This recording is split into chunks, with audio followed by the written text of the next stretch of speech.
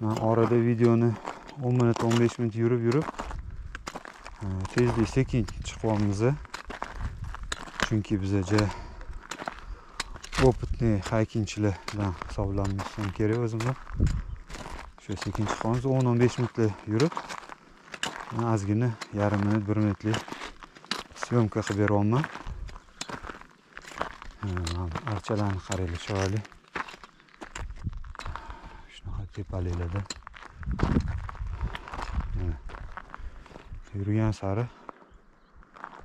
atrof yana ham ochilib, yana ham uzoq joylar ko'rinishi boshlayapti. Chorva suvi ko'rinishi boshladi. To'g'rida sizlarga ham ko'rinayotgan bo'lsa kerak. Pastda qurilishlar bo'lib yotibdi. Mana gullar, havo toza, chang yo'q bu yoqda. Qushlar sayrab turibdi.